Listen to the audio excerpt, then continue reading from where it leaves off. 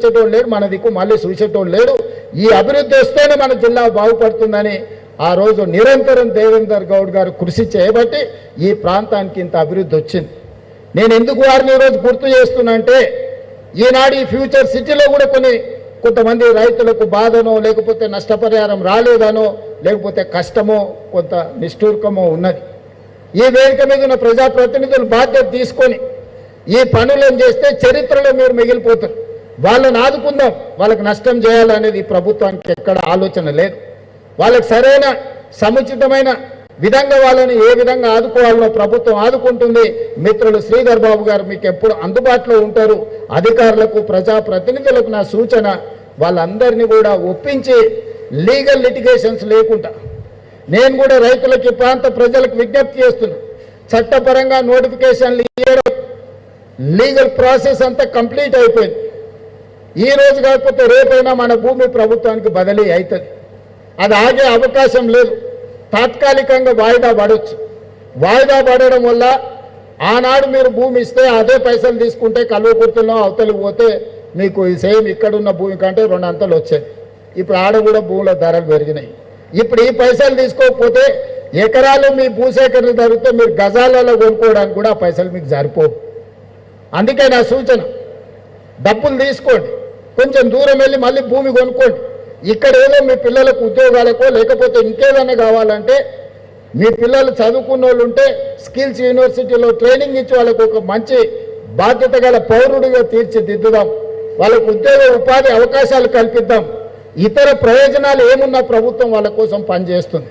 కాబట్టి దయచేసి స్థానిక ప్రజాప్రతినిధులకు నా సూచన, పిలవండి, కూర్చోబెట్టండి, మాట్లాడండి, వాళ్ళ బాధ వినండి. వినకుంటేనే గుంజుకుంటున్నామన్న వాళ్ళకు ఒక అభద్రత భావాన్ని ఇవ్వకండి. ఎందుకంటే చాలా వరకు 90% భూములు క్లియర్ అయినాయి. జూపల్లి కృష్ణారావు గారు ఆ రోజు ఇండస్ట్రీస్ మినిస్టర్గా ఉన్నప్పుడే ఈ భూసేకరణ కార్యక్రమం, ఈ ప్రణాళికలు కొంత ముందుకు వచ్చినాయి. ఆ రోజే ఇచ్చి ఆ రోజే డబ్బులు తీసుకుంటే ఈ కొంచెం ఇసుట యాచారం దాటితే నాగార్జున సాగర్ రోడ్లైనా, యువతల కడతాల ఆమన్గాలు దాటితే ఇక్కడైనా మంచి భూములు వచ్చేది. ఇప్పుడు ఆ అవకాశం కూడా పోయింది.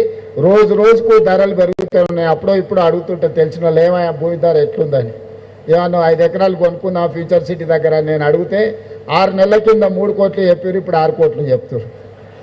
అంటే ఇక జీవితంలో ఆయనలో 3 కోట్లు అయినప్పుడు ఎక్కువ అనుకున్నాను, ఇప్పుడు 6 అయింది. ఇంకా కొనుక్కునే మా స్థాయి దాటిపోయింది. ఇంకా భవిష్యత్తులో ఎప్పుడు మాకు ఫ్యూచర్ సిటీలో భూమి లేదనుకునే పరిస్థితి వచ్చేది. అందుకే ఎప్పటికప్పుడు ధరలు పెరుగుతూనే ఉన్నాయి. కాబట్టి వచ్చి ఈరోజు తీసుకొని అధికారులకు కూడా నా సూచన, పేదల పట్ల మానవీయ కోణంతో మీరు వ్యవహరించండి. వాళ్ళు శత్రువులు కాదు, వాళ్ళు మన అభివృద్ధి కోసం భూములు ఇస్తున్నారు. ఈ అభివృద్ధిలో వాళ్ళు భాగస్వాములు అవుతున్నారు. వాళ్ళని గౌరవించండి, వాళ్ళకి మర్యాద ఇవ్వండి, వాళ్ళని పిలిచి కూర్చోబెట్టి మాట్లాడండి. మీరు కూర్చోబెట్టి ఛాయ్ తాగిపించి 10 నిమిషాలు మాట్లాడితే వాళ్ళ కడుపులో ఏదైనా బాధ ఉంటే చెప్పుకుంటారు. ఈయన చేయగలిగింది చేయండి.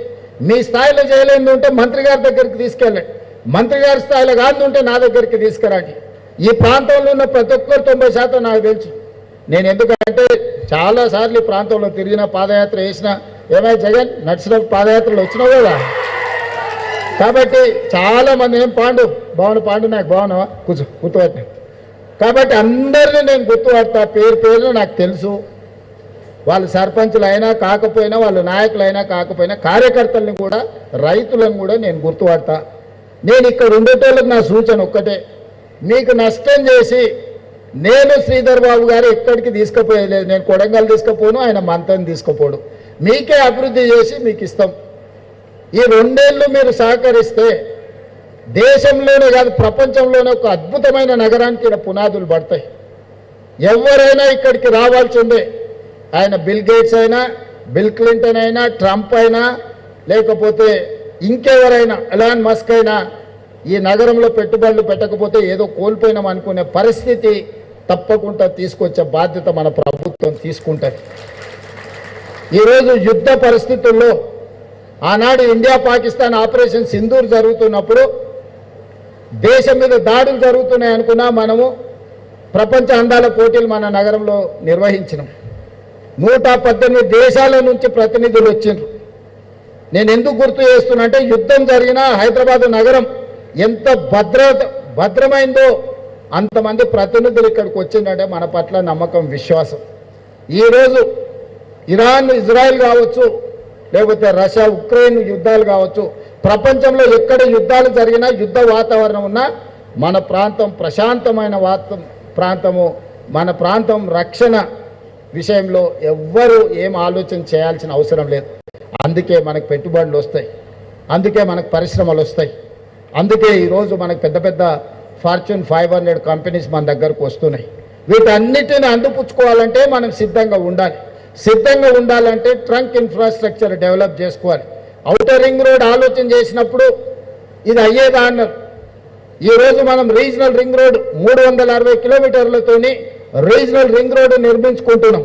ఈరోజు రేడియల్ రోడ్డు మీ కళ్ళ ముందల్లే పనులు జరుగుతున్నాయి. కొంగర కళ నుంచి ఆమంగల్, అక్కడి నుంచి నల్లమల వరకు, నల్లమల నుంచి సోమశిల నుంచి నంద్యాల నుంచి బెంగళూరు వరకు ఈరోజు మనము controlled express, greenfield express highway మనం నిర్మించుకుంటున్నాం. ఈరోజు ఆ రోడ్డు రావడంతో బెంగళూరు 70 నుంచి 80 కిలోమీటర్ల దూరం తగ్గుతుంది. ఇదే కాదు, ఈరోజు భారత ప్రధానమంత్రి, కేంద్ర ప్రభుత్వం ఈ దేశంలో 7 స్పీడ్ ట్రైన్లను ఇస్తే, వేరే భాషలో బుల్లెట్ ట్రైన్ అంటారు కదా, వాటిని ఇస్తే 3 ట్రైన్లు మన రాష్ట్రానికి వచ్చినాయి. ఈరోజు Bengaluru to Hyderabad bullet train తొందరలో మనం చూడబోతున్నాం. ఇది కళ నిజం కాబోతుంది. ఈరోజు శంషాబాద్ నుంచి పూణే వయా ముంబై ఈరోజు బుల్లెట్ ట్రైన్ రాబోతుంది. ఇవాళ శంషాబాద్ నుంచి మనకు అమరావతి నుంచి చెన్నై ఈరోజు బుల్లెట్ ట్రైన్ రాబోతుంది. చెన్నై పోవాలన్నా వయా అమరావతి విత్ ఇన్ అవర్స్లో మనం ట్రైన్లో పోవచ్చు. ఈరోజు శంషాబాద్ నుంచి